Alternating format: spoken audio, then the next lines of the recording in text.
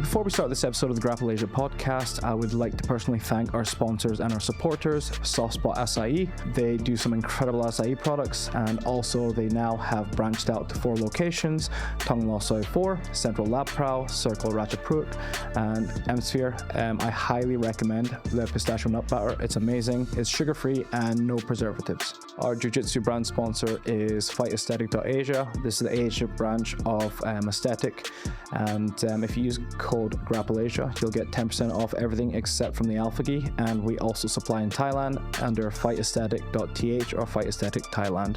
They've been around since 2012, first established in the UK, and they've just gone from strength to strength, and I highly recommend all their products. And we have just launched bjjlifestyle.com, and it's an online store where we supply a lot of high quality jiu-jitsu brands, and if you use Grapple Asia 10, you'll get 10% off your first order. It's bjjlifestyle.com. Thank you. A shout out to our sponsor, Creontes.com, the memetic lifestyle band in grappling and performance sports. They create stylish jiu-jitsu apparel with a twist of humor, and they've built quite a cult following and community as well. If you use the discount code Grapple Asia, you'll get 10% off all orders, and give them a follow as well on Chief Creonte. And again, the website name is creontes.com. So this is the Grapple Asia podcast, and my guest today is a friend called Itamar. He's a Checkmat Black Belt, and he's a mental performance coach. He's worked with $500 million revenue businessmen, top 10 poker players, and yeah.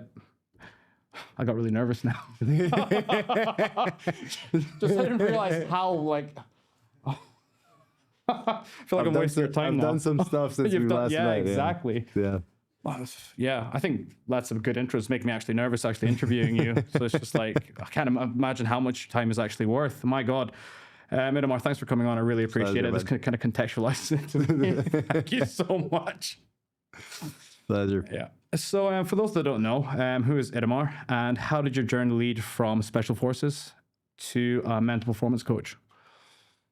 Ooh, big question. So who I am, like you said, what I do these days, I'm a mental performance coach for mostly entrepreneurs, some of the top poker players in the world, and a couple athletes that I actually can't mention, but some high-level athletes. How did I get from special ops? So I was in the Israeli special operations, both in the military side and then in the undercover side. So I worked in several countries abroad on behalf of my country's government, doing certain things. I was not in the Mossad, but I worked undercover doing, let's call it, covert counterterrorism. Mm-hmm. My journey from that to this, there was a detour in jiu-jitsu, where for a while I was like, okay, let me try this jiu-jitsu thing and see if I could become a black belt world champion. Never got to that level, but I think you'll assume I was a pretty good black belt. Yeah. And then also realized, though, that this is a problem. And I remember, I think you were there at the Dumao Grand Prix that they had here back in the day. And I won quadruple gold in the advanced, all that kind of jazz. And I remember at the time, my wife, who was then my girlfriend, we were back at our place, and we had these 4 gold medals on the table. She was like, oh, let's go celebrate. Mm-hmm. And I thought to myself, shit, I can't really. She was suggesting this basic sushi restaurant. And I was like, I don't really have the budget for it. And it was this kind of low point where I was like, I'm supposed to be happy now, but I think this doesn't add up to what I want in life. And it was basically a turning point that after a victory, I decided something has to change here. Yeah.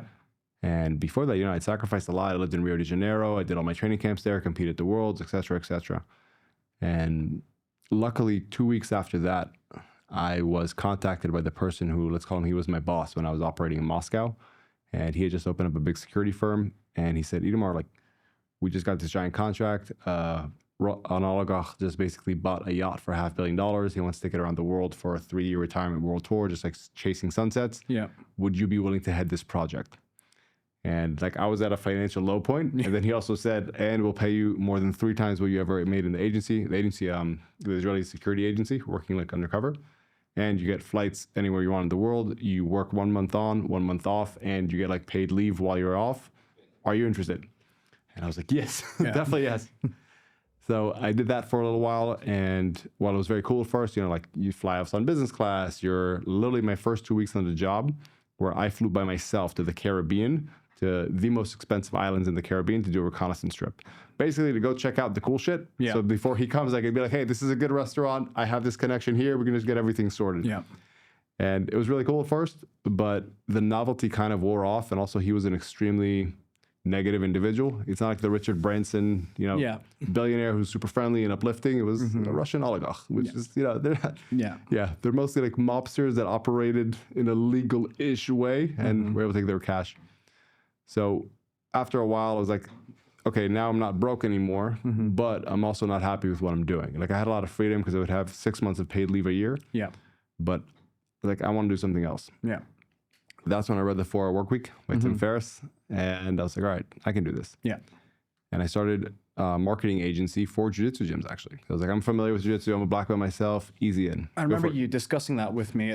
We were having I think we were having lunch together at Beirut, just around the corner from the Biohouse days at Arete. And then you're discussing with me, and I thought, that's actually not a bad idea. And this was before I even like started coaching jiu-jitsu or like running a jiu-jitsu gym. Yeah. And then you realize the actual like ceiling for profit revenue for a jiu-jitsu gym is extremely slim. So there's no way, especially if you're like a gym coach, for example, the business side of things, they have no idea what the value that offers. So exactly. I mean, this is hindsight. I thought it was a great idea at first, and I think I did too. I mean, yeah, I did too. And then, how long did you do that before you realized, oh, this is not? So it's not that so mixed bag. I did it for about, say, 6 months as the main focus, and then I also realized, like, even though we were getting gyms results, the business acumen, like they didn't understand that if we got you 20 new students and it didn't cost you anything the first month, you broke even. That's a really great thing because these 20 students are going to stay for longer than that, and then it's more profit. So we realized like there was not a fit here. I truthfully think that I just went into that market because it was felt emotionally safe because, I know this is familiar. I have an in, I'm a black belt as well. Instead of saying, what is the best opportunity I could go after financially? So we did that. Then we shifted the agency to other kind of course creators, other kind of like info products. And it was going all right, actually. Like I think we broke 6 figures and it was going great. And I got an opportunity to speak at a conference they had a lot of agency owners that were doing 7 figures, 8 figures. And asked if I could speak about my lessons from special operations, about how to deal with stress, how to, make decisions under pressure. And at the end of the talk, I gave a talk. It was very well received. It was a big stage, and I raised my hand and I was like, by the way, guys, like I'm relatively a beginner here. I know a lot of you guys are a lot more advanced than me in this world. If this provided any value to you, I would love to hear any suggestions. Yeah. And about 12 of them came up after the talk, and they're like, all right, here's a suggestion for you. Don't do this anymore and do the coaching thing. Yeah. And I was like, no, I don't want to do jiu-jitsu anymore. Yeah. And that was like, they're like, no, there's a thing called business coaching. Yeah. And I was like, really? I said, yes. And a couple of them were like, we'll pay you right now if you're open to taking us on as clients. And it was this kind of like product market fit that I'd never felt before. Yeah. Literally, people were like, we'll pay you right now. And that's kind of how we got started. Yeah. People, but you it's so strange because it's like you're doing like your first ever kind of like discussion or speech in front of people, and they're actually asking to pay for your time. But like technically you haven't done business coaching, right? And then they want you to coach them. It's like, where would you start? It's just like, it seems like so overwhelming. So the way I also felt the same way. So the way it started, actually got 2 people on board. I was like, all right, I wanted to take you on as beta clients because I'm not sure I really want to do this. I'm not sure I can deliver this. But if we do, literally the price point was 12 sessions for $2,000. Okay. Like, you guys can see if this is a win for you. I can see if this is something I enjoy. And just my goal is not to help you with your business, but to help you with your mindset. Now, like when you break down performance, jiu-jitsu, for example, same thing all across the board. Someone's skill set is what their potential is. So let's say if you're a black belt, you can perform up to a black belt level. If you're a purple belt, you can perform up to a purple belt level. However, if, during competition day, you get nerves, you tense up, you can underperform, you can under-access your potential. Yeah. So a black belt can end up performing like a purple belt like a blue belt. And like we've all met those guys that are amazing at the gym and then don't perform in competition day, right? It's the same thing in business. Yeah. So you get these guys that have a great skill set, but they're only utilizing perhaps 50% of it because they're getting in their own way. So that's the only thing I help with. It wasn't the business thing of like, okay, how do you understand your finances better? How do you build your sales team better? All these technical skills. It was, if you know what you want to do and you know how to do it, let's get you to actually do that and not procrastinate, not hesitate, but just go for it, so to speak. So you're taking away their, let's say, mental obstacles, basically. 100%. So you're kind of beta testing these new clients. how do you start to realize, oh my God, I can actually do this, and I can do this at an incredible level? They were getting results. It's like honestly, that's what it was. It was because we actually didn't do any marketing. For we've now been in business for 6 years. We ran ads once for like a month just to test, honestly, like the title of the book. Yeah. But we never ran ads to get new clients because it all just grew word of mouth. Yeah. When you were talking about a mutual friend of ours before, like he went literally when you met him here in Bangkok, he was doing 10K a month. Now his business does $3 million a month. And he's attributing like you were the inflection point because up till then he'd been doing 10K a month for like 10 years. And there were so many other examples like this that people were like, you should work with this guy. So it was also still a process of understanding what are the specific people that I help best, and not because it's not just all entrepreneurs. Yeah. But what is the specific? How can I understand when someone has that deficiency? And it kind of came out by accident through one podcast when somebody asked me, "So how do you know if someone should work on their mindset?" Yeah. I was like, ask yourself, could somebody else with my exact skill set achieve more than I currently am? Because if the answer to that is yes, then you have everything to achieve more, but you're holding yourself back. What are some common, let's say, obstacles that, let's say, for example, an entrepreneur would have? And obviously, you've said that you've worked with athletes and you've worked with professional poker players as well. Yeah. Is there a common theme with all of them, or do they all have specific special needs, for example, for whatever they want to like excel at, for example? It's a good question. So I would put it this way: the root cause of why they underperform is all the same. Because at the end of the day, we're all humans. We're just applying ourselves to different things. Yeah. And as humans, we all face these certain primal fears that hurt our success. So basically, it's very cliche, but we evolved to survive, not to thrive. But there's certain wiring that we have to think that these things will help us survive if we do them, but they're actually not conducive to our success. So, common one for athletes is that they're actually subconsciously seeking validation. So when they go to competition day, they're not focused, again, they're not even aware this is going on in their head. And I experienced this a lot when I was like in my purple belt phase and so on. I think we met when I was purple or brown? Purple belt, yeah. Yeah, I think that was we met just as I was like overcoming that. And also like a bit of a segue, what I didn't say in the intro and how that happened is I got to work for about 5 years as Mossad's chief of psychology. And that's what helped me break through. And I can happy to get how we met. There's a bit of a crazy story we share in the book about Al-Qaeda and how that all came about. But to kind of go back, so basically, if you're optimizing for approval on the day of the competition, you care more about the medal and what that will mean about you than actually focusing on the task at hand. Yeah. About saying, this is my opponent, this is the grip I need, this is what I need to be doing. And because you're not focusing on what you need to be doing, but focusing on emotionally what you think you need, the approval of others in order to be, hugged by your tribe and embraced by them and safe and not be alone in the savannas by yourself because you're a loser and you're dejected, it ruins your performance. Like it's one of those things. We talk more about the other parts, but that's the big thing I see in athletics, that people are more occupied with perception than their actual output. Okay. So have you felt that? Yeah, I've kind of like, you're worried about what other people are going to think about you. I'm not really thinking about the actual performance itself, but the actual result. Yeah. That's happened to me quite a few times, actually. Same, by the way. And that's the thing. I think it's a human experience. And the great thing is that once you're aware of it, most of your competitors aren't. Yeah. And that gives you a giant advantage. Yeah. Like that whole saying, like, you aim for the trophy, aim for the medal, you'll miss the prize. But if you just like if you aim for the medal, you'll miss the target. Yeah. But if you aim for the target and just care about the target, you'll end up getting the prize as a byproduct. Yeah. That's kind of how it is. So with working with athletes as well, how would you first, what would be like kind of like the first start? Would it be like asking them to build habits, or would it be just sitting down and speaking to them? No. So again, this is also for context. This is the people that I work with. Yeah. A lot of different people need different kind of things. Yeah.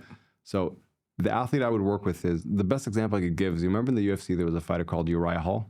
Yes. Yeah, like everyone was like, man, he could be world champ. But you could actually see it in real time, his mental blocks that he had, Yeah.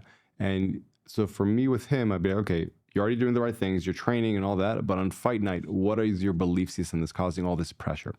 So basically, there's a lot in combat sports and in this kind of part of the world, it's called, where this whole like pressure makes diamonds, right? More pressure, great. It's not how that works. No. It's a bell curve, actually, where like some pressure is really good because it ups your performance, and there's too much and it kind of starts, you feel overwhelmed and you feel nervous and you tense up. Now, the reason we feel pressure is because we associate our actions with the deep meaning of, again, possibly being abandoned or being judged or losing all our love, whatever it may be. And you could tell that in his head, he on fight night would say, if I lose, then what will this mean? And he would project all that onto his psyche. And that's what I would actually do with him. Be like, how can we disassociate all these fears that you have that you're not even aware that are going on in your head about what will this mean if I don't perform well, or if I hurt this guy, or whatever it may be? And how can we just break those chains in his mind so he's just free to do his thing? Wow. And I can honestly, in fighting, for example, and athletics, it's relatively clear because you know what you're supposed to be doing. Entrepreneurship is a bit more challenging. It's like a phase that we have to do before that, because a lot of times like you're not clear on what the key actions you could be taking are. So fighting and athletics and like poker, where it's a more clearly defined game, it's actually easier in some way because you can skip steps. Yeah. So then if we're talking about business and entrepreneurship, for example, what would be, let's say, how would it differ? What's like the glaring differences between, let's say, athletics and poker performance and working with people that want to like grow their business, for example?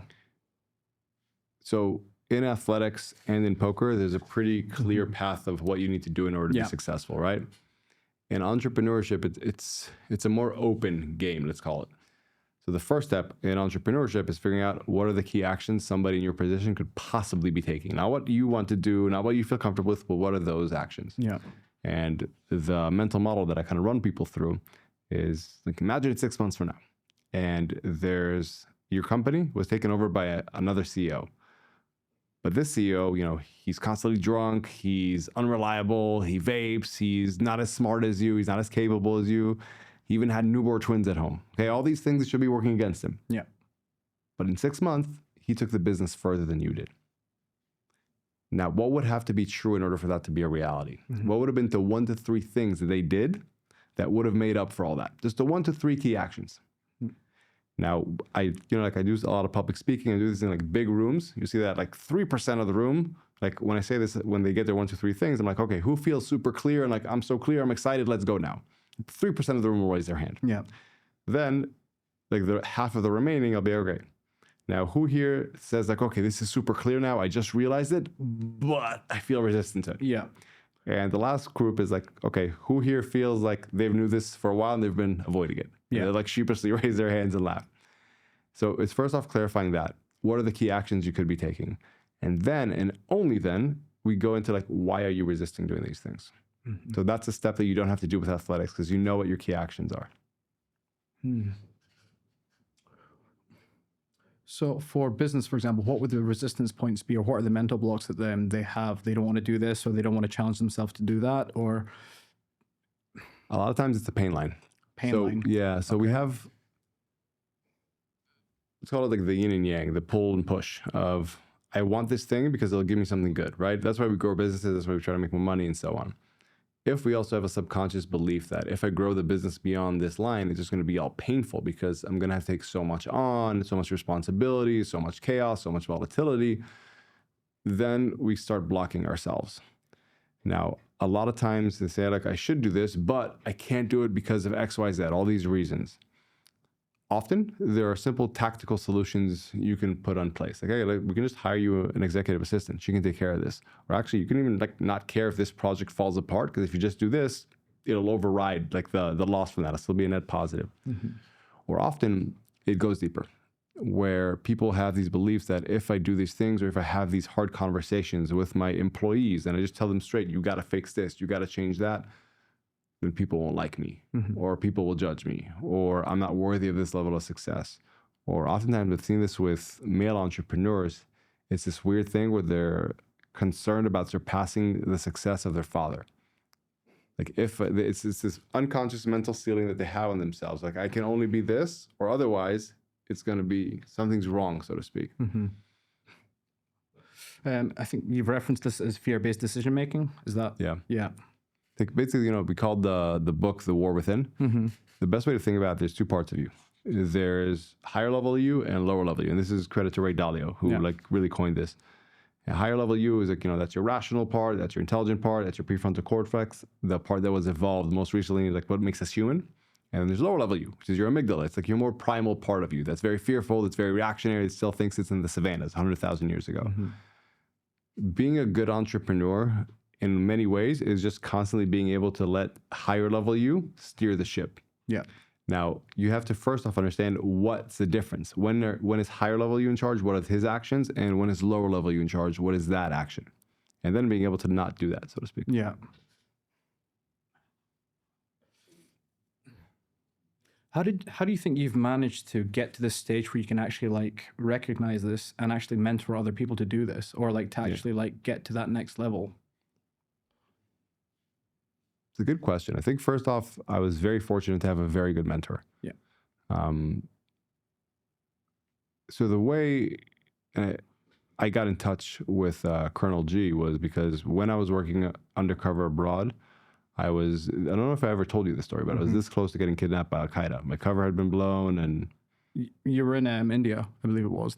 Or it wasn't? I can't mention the country. Yeah, I can't mention the country for various reasons. Yeah. But yeah, and basically because of that and the PTSD that I had as a result of it, I was able to get in touch with him. And honestly, I ended up becoming really good friends with him as well. Like we still have a friendship. And he became a mentor of mine. So I think that's the first thing. It's like one of the, you know, we were talking before this about Austin and the Donna Hurst crew and B team. It's like, why are they so good? They had a really, really good coach. And it's like, there's that proximity factor.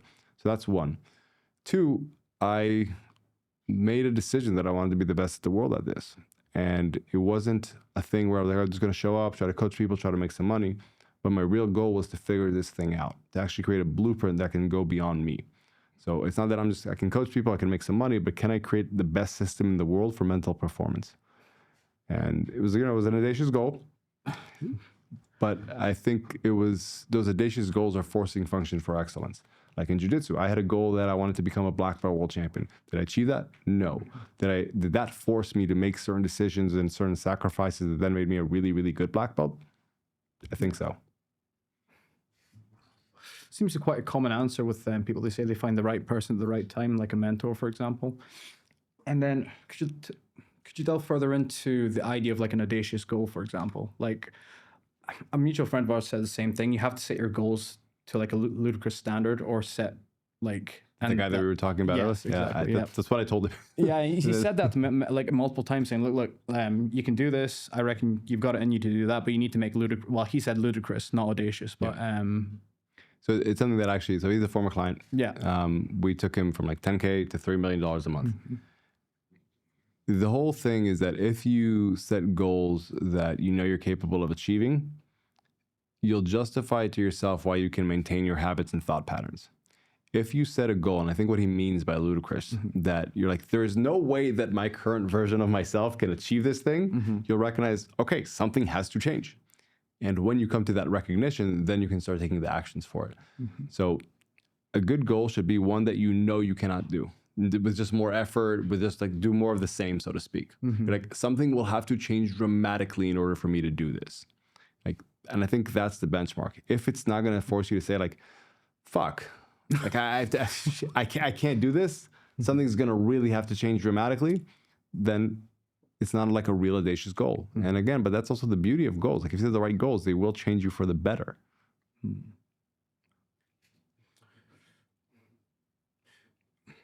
So setting the goal to be a black belt world champion, then becoming this version of yourself now, like how did you manage to transition from something that you really wanted and that you eventually decided to let go of? How difficult was it for you to let go of that and move into what you're doing now? It wasn't difficult because I think of also the time. Like it was very difficult when I had those 4 gold medals on the table and then realized like, shit, I just wasted so many years of my life and all that time in Rio where I was so like lonely and the language barrier and all that. That was a tough reality to accept. But now it's like, it's still something that I love. Like I'm a competitive person by nature. One of the reasons why I also wanted to create the best mental performance system in the world, because I'm a competitive person. I want to be the fucking best. So honestly, it's like I still love what I do. It's not that this is an office job that is boring and I feel like I'm in a cubicle. Like the reason I'm here and we can talk to them, I got paid to come speak at a conference. I get flown around the world to speak at things. Like there's a lot of fun stuff that comes with it. Like, do I miss just having, the constant physical dopamine hit of just like being able to train all day and all that? Of course. Yeah. But honestly, I wouldn't say it's a big sacrifice. Like I think I'm genuinely happier now than I was back then. I still have a sense of purpose that's very clear, but now that sense of purpose is also more aligned holistically with what I want to get out of life, so to speak. Yes, like I would love it if I could just train all day. Yeah. But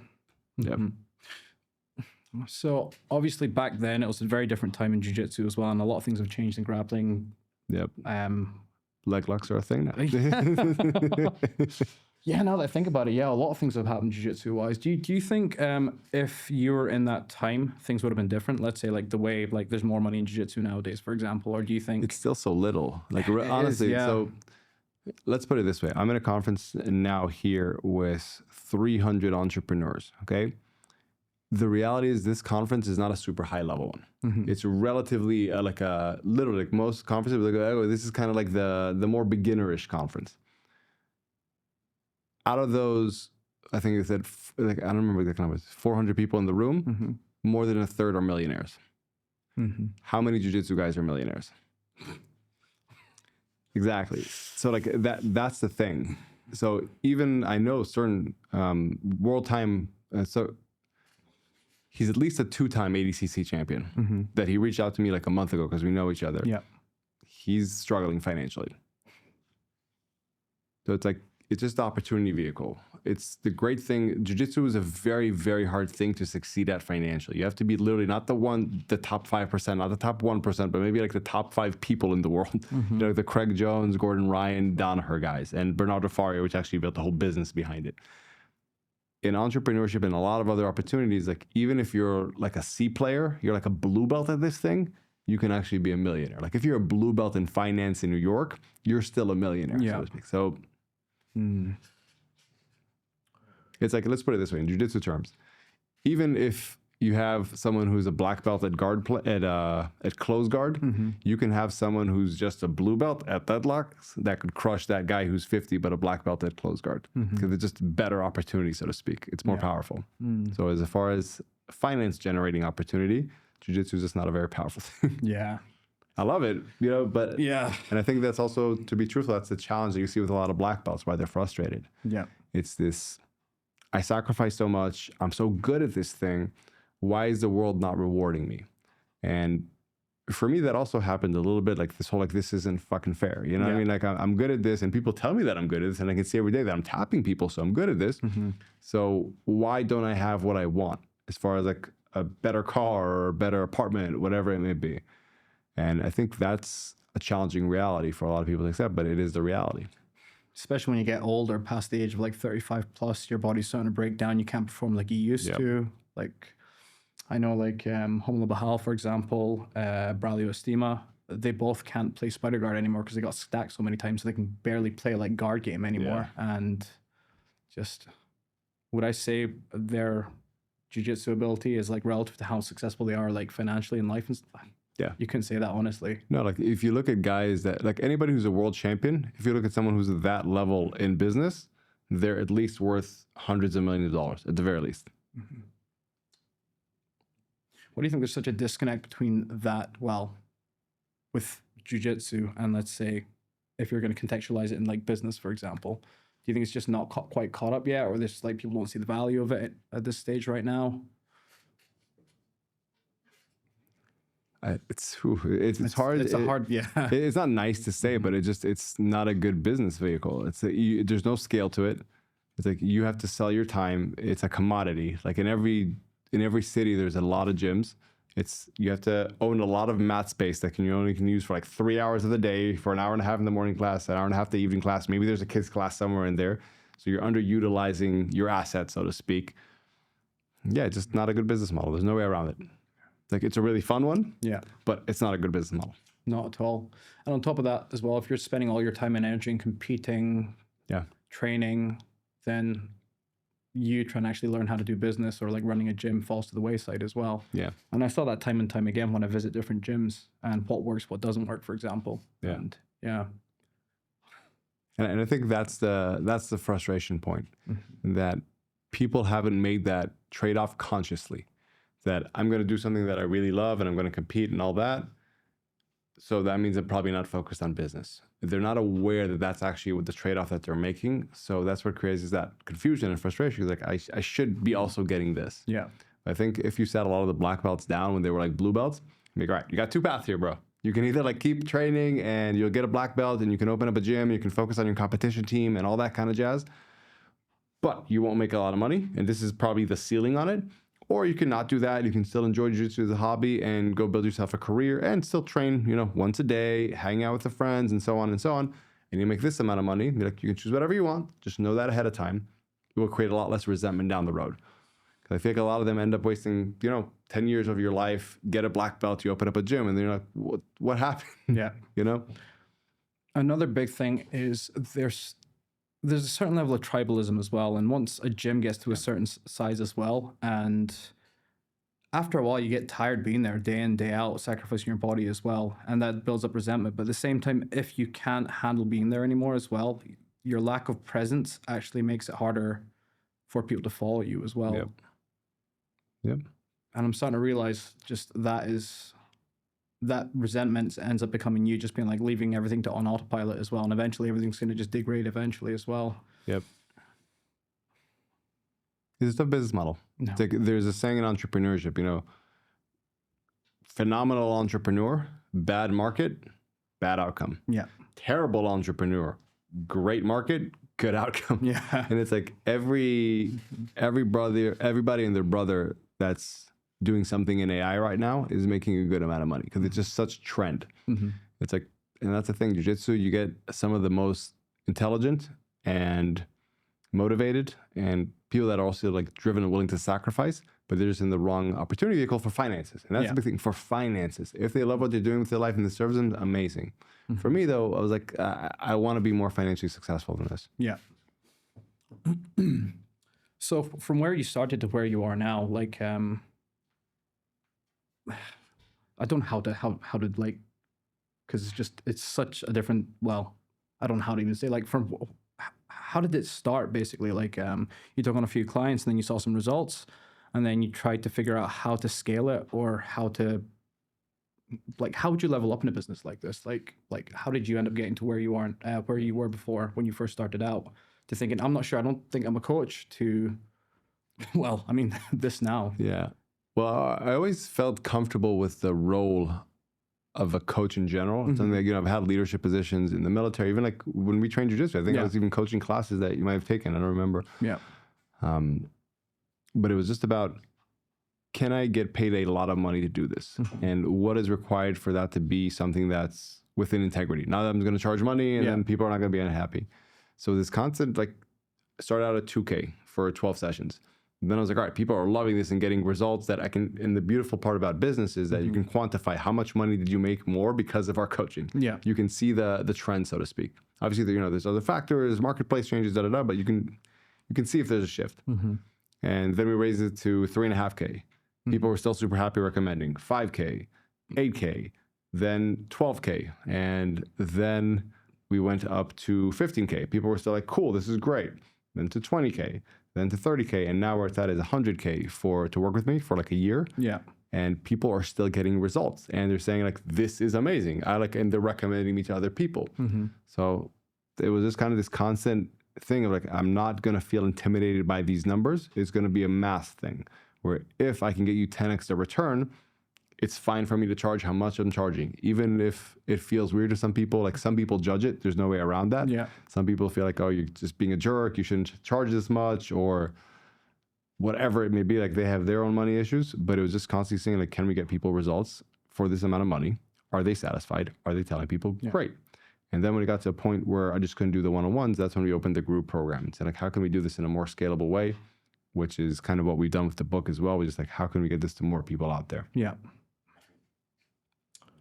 it just like from my perspective, it just seems so intimidating. You're starting with like 12 sessions for 2,000 USD, and then you kind of incrementally keep going up and up and up. Yeah. I guess if you're going incrementally, it doesn't seem as intimidating. But seeing where you are now, Can I pause you? Yeah, sure. It still feels intimidating. Oh, does it? Okay. Yeah, and I think that's the big thing. It's like to just accept that. Yeah. You know, like when you go to jiu-jitsu, someone says like, "Oh man, it's hard to train every day," and you're like, Yeah.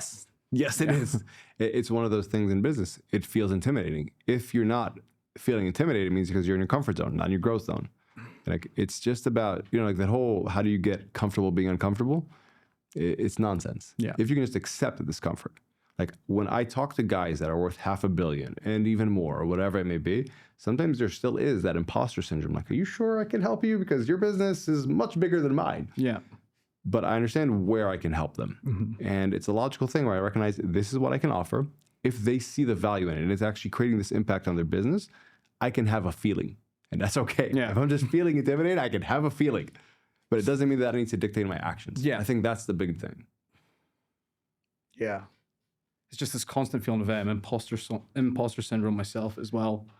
Just kind of like running a school and stuff like that. I just constantly think, oh, what am I doing here, basically? But So where does that come from? I don't feel deserving of where I'm at, or I just feel like I'm just someone that got very lucky sometimes. And that's what it feels like a lot of the time. So question around that. If you didn't have that, what do you think you'd be doing differently? If you were just like, you know, or not even you, if somebody else in your position who had none of that, it was like, I fully earned this, I built this all, what do you think they would be doing right now that's different than what you're doing to grow the school, to make it more successful? I think they would have a little bit less mental obstacles and be just going full steam ahead, basically. So what is forget about like, that's a means to an end. They'd be having less mental obstacles. But what would that actual end be? What would they be doing full steam ahead? What does that mean? What are the specific actions?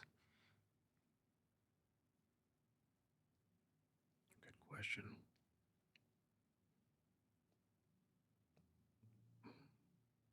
I think they would feel less intimidated about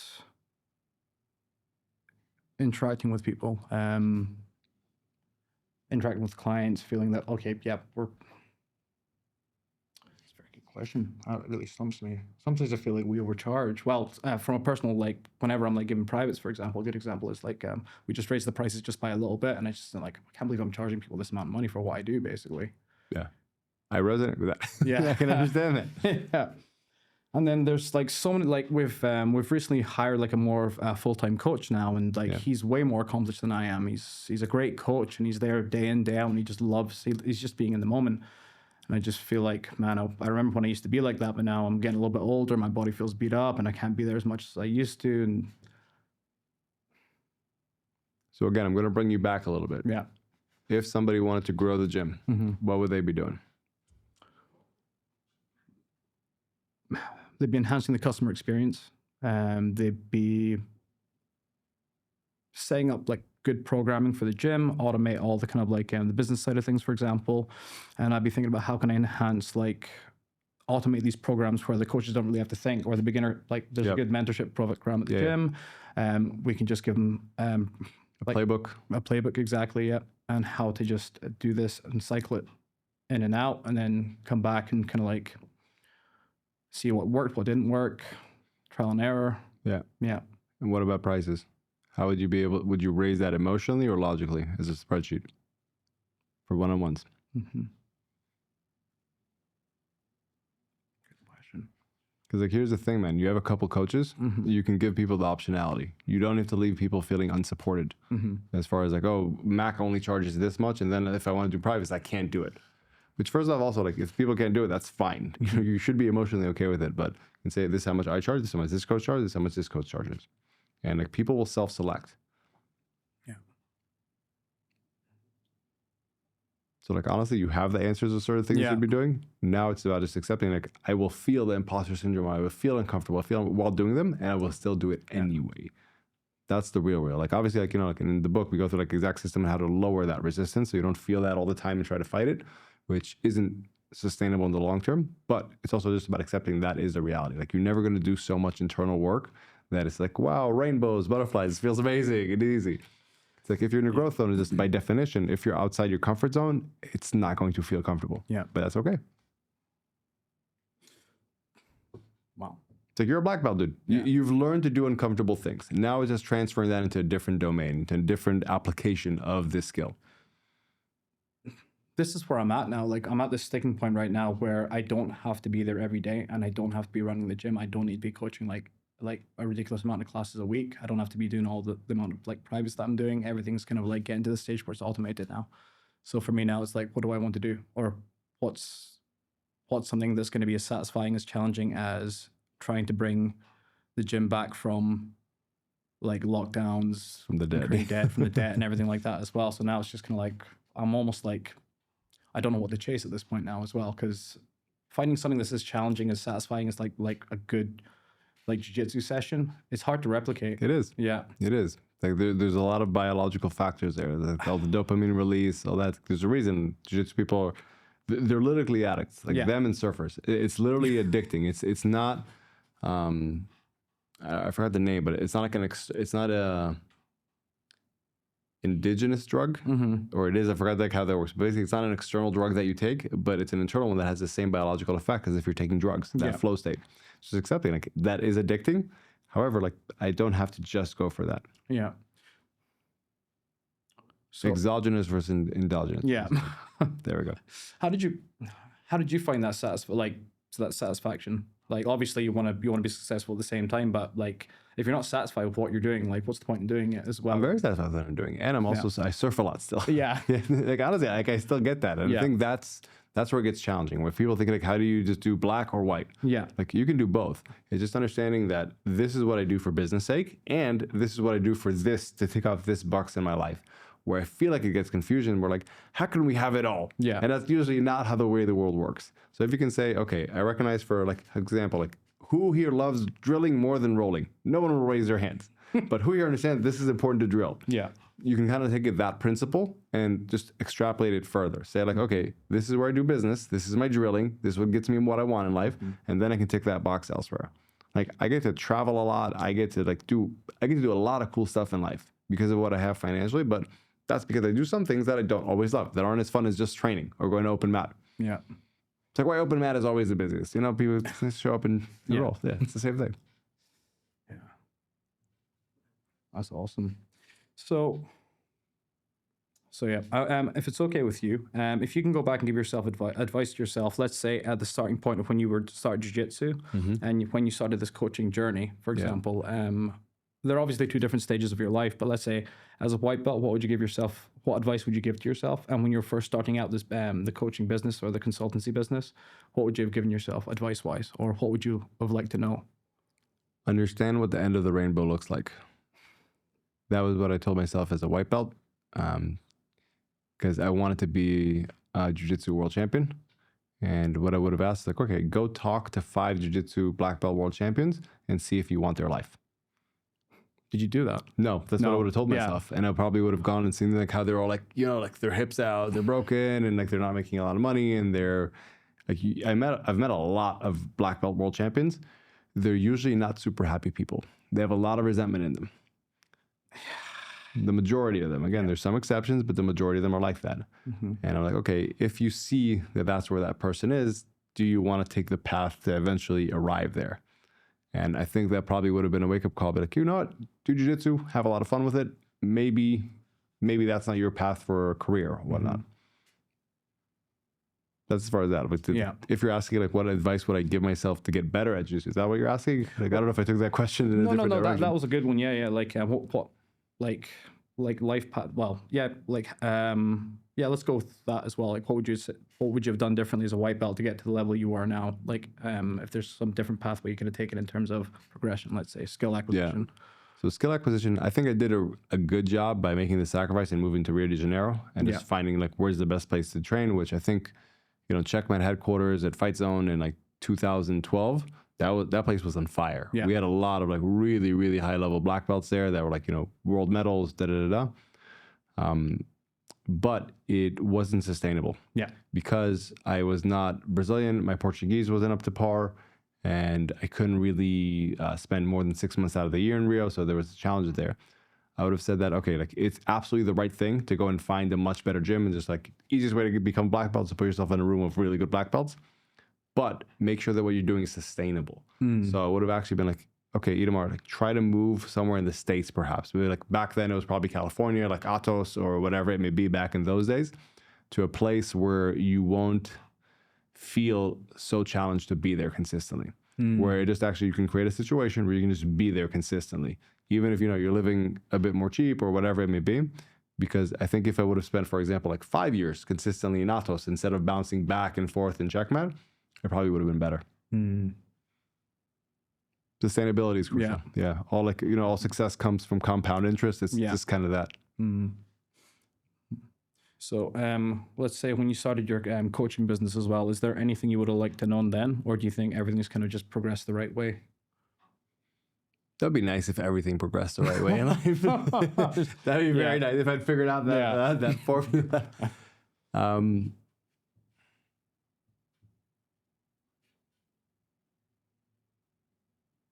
It's a good question. I think I would have told myself to focus even less on marketing and more on just results. There's certain businesses that are really they're really trust focused. Yeah. Like regardless of marketing, you're probably not going to pay someone $100,000 unless you like had a friend tell you like, listen, this is amazing. And you've seen that, like no matter how good their ads are or whatever, you know what I mean? And I didn't recognize that is what's required in this business for that level of like transfer of finances, whatever you want to call it. And I would have used less time both on marketing and more time on just getting better. Like I think there was a inflection point. Have you ever read the book Be So Good They Can't Ignore You? No, I haven't actually. You don't need to. That's the whole title. No, like the whole title is like that's all you need really. And I did read that book though, and I was like, okay, I think that makes sense. Yeah. And when I started focusing on that, that's when things changed. Things like I didn't change, but they really started to take off, so to speak. So my next question is, why the book now? Is it just something that you wanted to just chronicle of what you've done so far and what could help other people? Yeah. And you just want to put it into like a book form? Why did you decide to write and publish a book? Year one, when we did the business, I dissected all the businesses that are like, let's say, performance coaching businesses, mindset, whatever you want to do, that are above 8 figures, that have hit beyond the $10 million mark. A lot of them did a lot of various things. The one thing they all had in common was that they had this kind of flagship book that explained their system. It was a gateway into, it's like that free trial class. You know what I mean? It's that thing for them. And I actually set out to write the book, I want to say like 4 years ago. I started writing it. And after a month, I was like, I'm not ready. I don't think I'm good enough yet. I don't have this clear enough in my head. And we formed the group program. And the group program was like, the real goal of it was for me to be able to lock in the system that's so airtight that when people show up to Q&As, there's no questions, so to speak. It's just so airtight. And when we got to that point, then I was like, okay, I think this is ready to write the book. Now, the reason I also wanted it beyond that, it was because people need that taster, they need that free trial class from a very practical place. And also, like, I get that my prices are high and not everybody can work with me. And I also feel like most of the stuff that's out there for mental performance is just complete horseshit. Part of my language, but it's like, it doesn't you don't know work. where to start when you see all this. Yeah, and it's like, it's a challenging thing because most of the whole self-help topic, people don't work with targets. So it's like, do you feel better? Yay, that was so good. But it's not like, is this the most effective thing we could be doing? The beauty about jiu-jitsu is that you understand there's different levels of the game, so to speak, and there's different levels of techniques that are more effective or not. Because to give a jiu-jitsu example, in self-help, because you never measure it, you could always say that every move is the best. You could say an Americana is amazing. And they're like, how much does that actually work in competition? And like, actually, I'm pulling off an Americana. But if you set a standard, like, this is what we're actually trying to achieve, we're trying to achieve a result, black belt world champion, black belt competition, whatever it may be, you start thinking what actually works. The whole mental self-help industry doesn't have that. And we actually achieve results for our clients. And I was like, I think I should put this out there. And I know it's going to upset some people because I literally say that in the book that, you know, a lot of therapy, which is a phenomenal modality if you're dealing with trauma, but not the correct modality if you're trying to improve your performance, but it's kind of adjacent, so people get them confused. Go. I think that's a bit confusing. Yeah, no. It makes sense. And when you say it, it's like, oh, wow, yeah, that's good. Yeah. Yeah, it it's makes just so like, much it's sense. like, oh, to work on my inner stuff, it's therapy. But I didn't get, that was the wrong application. You know what I mean? It's like trying to do judo without a gi. It's like, it's kind of the same, but it's not. Or, like the ayahuasca, like the woo-woo stuff, the crystals, all that kind of jazz. So it was also a part of like, all this is nonsense. And I know that if I put this into the world, it's going to help a lot of people. And I also know there's going to be a win-win because some of those people are going to read it and be like, how can we work with him and his company? Yeah. It was a very, like, everything we do in the business, it's a win-win mindset. Everything. We're not martyrs. Everything is to help other people win and to also help us win. That's a really good answer. That's awesome. So the first question is, what do you love most about coaching? The people I get to interact with. Really? I get to work with such high-level people, such amazing people that I get to learn from a lot as well. It's amazing. I can imagine. The people I get access to is really wild. Do you have any favorites that you can actually name?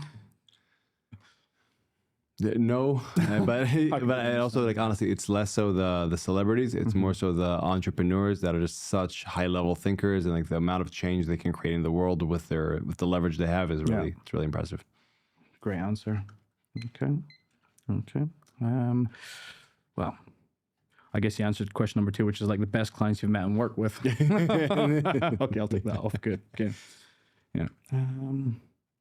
Okay, you can contextualize this in you've kind of answered that with your book and how much bullshit there is out there, but what do you think is a negative trend that affects, like, let's say the coaching community and let's say the jiu-jitsu community as well?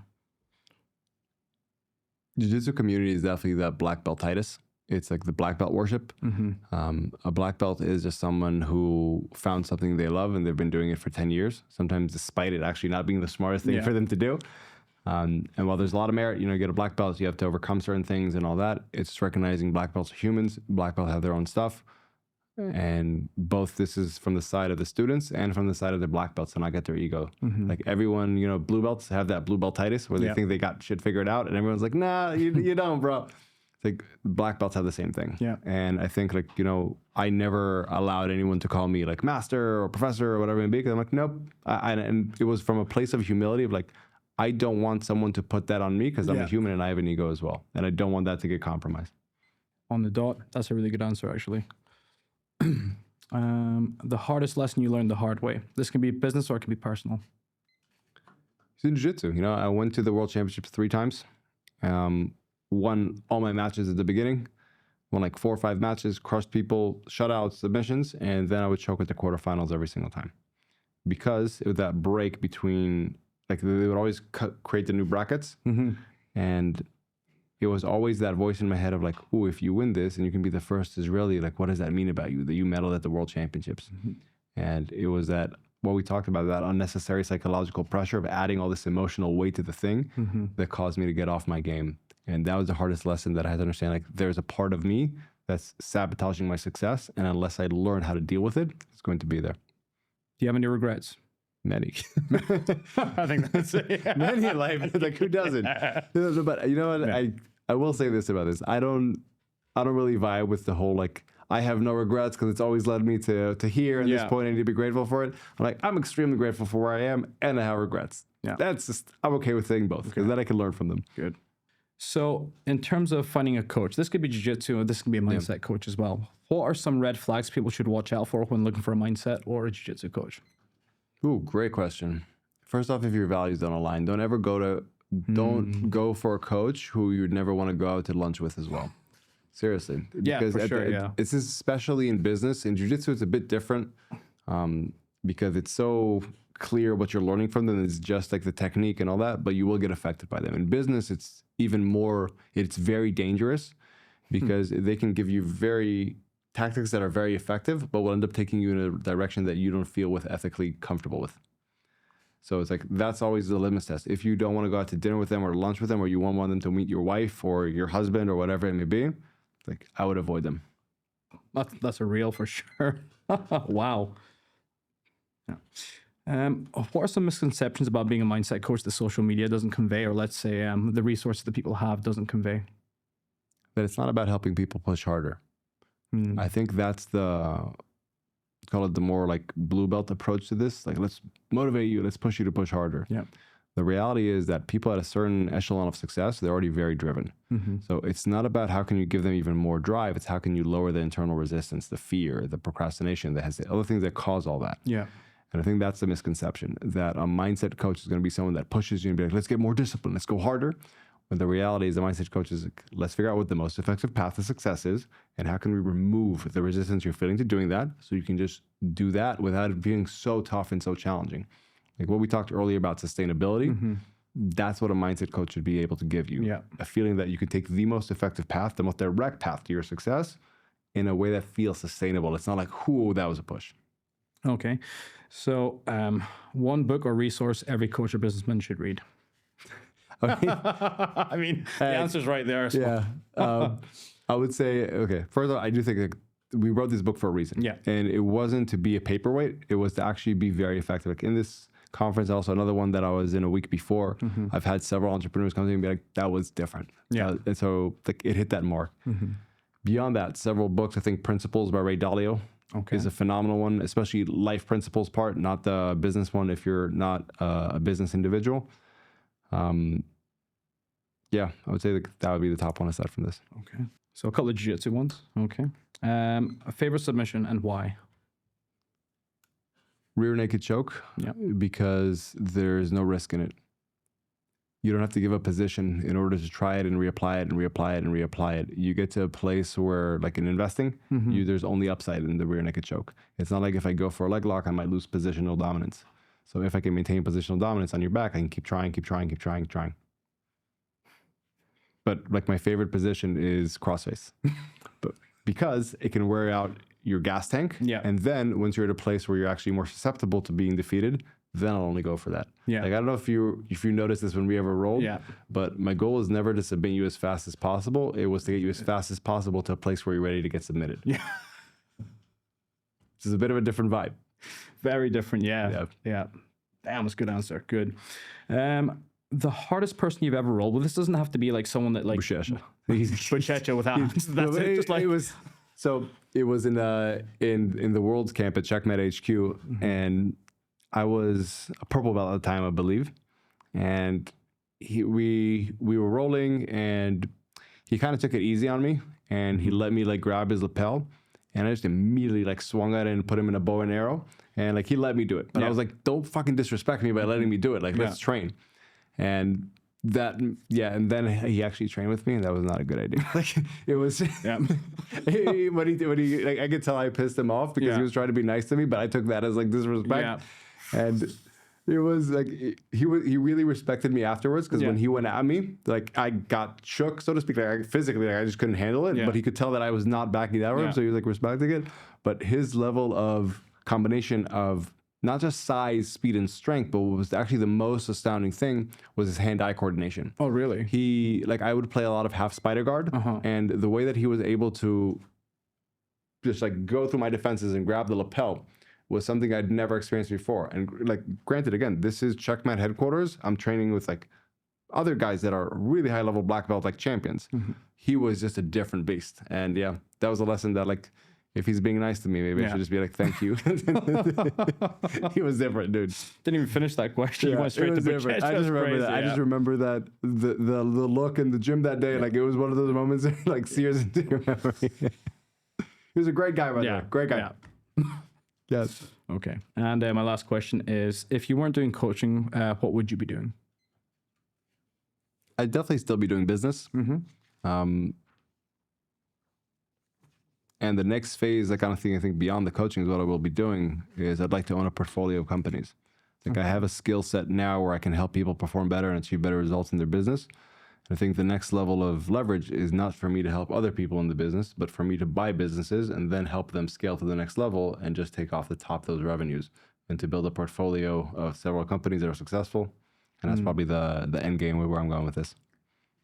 Good answer. Yeah, so my last three questions actually leads me into future plans and goals. Leads in nicely. So obviously you just answered what you want to do next, but that's a big one. Like honestly, what I want to do before that, I want to build the best performance coaching business in the world. It's not going to be the biggest one. Like I don't want to compete, for example, with Tony Robbins. It's a more like broad audience that helps everyone from on Sally to whatever. I just want to work with a specific archetype of people that are already very intrinsically driven to succeed. It's not like, how do I get off the couch? But like, I'm already doing well. How do I get to great? And we want to be the best company in the world for those people. Like, that's one of the reasons we put out the book, to give those people a perspective. Like, oh, for just, you know, like on Kindle, it's like $2. It's literally the cheapest we could put it on both the hardcover, the soft cover, the Kindle, because we wanted people just to access it. Like, we're literally, just by writing this book, we've already like lost $100,000, and we're not planning on making any money from this book, but just from the back end of it, so to speak. And so we want to be the best at that. I want to first accomplish that. I want to get to there, and then we'll kind of go from that. Seems like you're well on your way. It's Appreciate awesome. it. Yeah. Trying. We've got a long ways to go. Second last question is, what does a black belt mean to you? That's a great question. Because obviously you're saying time served as well, but it does, at the end of the day, I think it is time served, but at the same time, it means something different for every single person.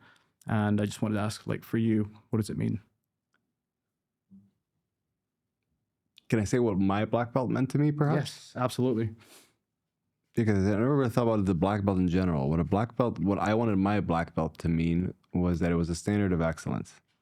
That, you know, I got all my belts from Ricardo Vieira, who was like a 9-time world champion. And I got all my belts when everyone, like, not everyone, but most people called me a sandbagger at every belt level. And I felt like it was something that I wanted to be, like, I didn't want to get a black belt, which everyone's like, it's suspect. Yeah. So for me, it was about achieving a standard of excellence that's undisputed. Yeah. Like, even when I roll with, like, when I was a brown belt, and I would roll with black belts that were at the highest level of the world championship, and like all of them would be like, dude, you're a good brown belt. Yeah. Like, I never, you know, won the world's a brown belt or anything like that, but they were like, you're a legit brown belt. Yeah. Good answer. And my last question is, who would you like to thank? So many people, man. So many people that have been a part of my journey, whether like in a good way or also in like in a bad way, that forced me to recognize things about myself. I think first and foremost would probably be my wife, Minyoung. Like, you guys know each other. Like, she's known me before, let's say, I was more aware of myself. Like, I don't think, when did we meet? I'm trying to remember. I think it was just after you might have gotten your purple belt. And I remember just rolling with you, and you're just like a different beast back then as well.